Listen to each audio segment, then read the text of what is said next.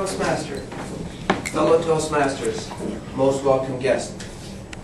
When we were coming to our meeting tonight, we probably came in through that front door.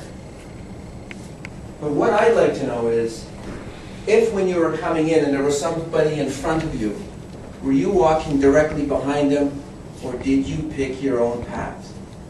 Were you following? During the summer months, my wife and I got into a habit of always going out for supper on the Friday evening, straight from work. Especially if it's a nice, sunny, warm day, we pick one of our 2 or 3 best restaurants that have the nicest patios, and we sit outside. Of course, the menu comes, and the menu is full of food.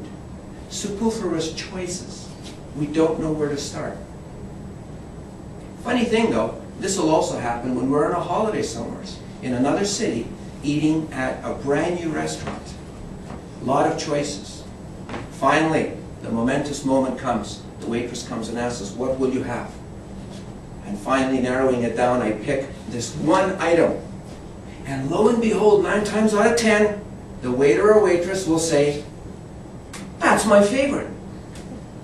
Go figure. What are the odds, right? What are the odds? Now, many of you in this room have been around for a while, and I mean on a good sense. You have a good amount of experience behind you. You have probably witnessed many times people following, people joining an opinion. You've probably seen it at work, you can see it in charities, you can see it on the news, you can see it in politics. And it got me to thinking and asking questions, why is that? Why are there so many people that just follow the common theme of the day? And I started to think, and I thought, well, perhaps because one reason is people don't like to be hostile, they don't like to be seen as animostic. They don't want to be seen as counter. Perhaps it's because we as people, as human beings, we have a need to belong socially to a group. We have a need to join the bigger group, to be part of a group. And sometimes our opinions are favored that way. Sometimes it might be because, well, if we're new to a job or new to a club, new to a city, the fastest way to make friends is to just agree with them, despite what they say. That's true. Sometimes it's because we have an ulterior motive. We want to win favor. We want to have a favor in the back of our pocket. And one way by earning it is by agreeing with somebody and supporting them. And that's fine too. You know, it's almost like water, a drop of water. If you've ever seen a drop of water on a nicely polished car surface, it will always gravitate to the larger mass and join and be a nice, large group. Now, I'm not proposing that we become counter-revolutionaries, to have our own opinion just to stand out.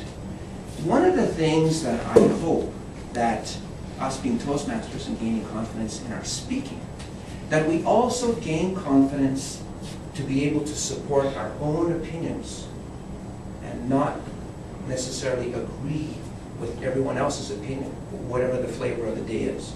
That we have the courage to at least voice our opinion. We live in one of the most free speech countries in the world, and we should be able to voice our opinion and not be afraid if it goes counter to the popular group. It's just our need to develop and have an opinion, our own idea. I leave you with a scene that's typical around Calgary in the summer months. Saturday morning, Lower Springbank area, my cycling club. We're cycling out there about 10, 11 in the morning. And if you're in a car on the side of the road waiting to get on, you will wait until this group of 20 to 30 cyclists come past. they're in a tight formation. Now, of course, many of those want to be in that group, to be part of a group. They are so close, they can touch each other's like this. There's only maybe a foot between them.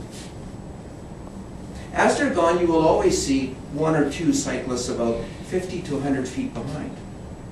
One of them might be me. And I'm there, not because I don't want to be part of the bigger group. I'm there because I just can't keep up. Mr. Toastman.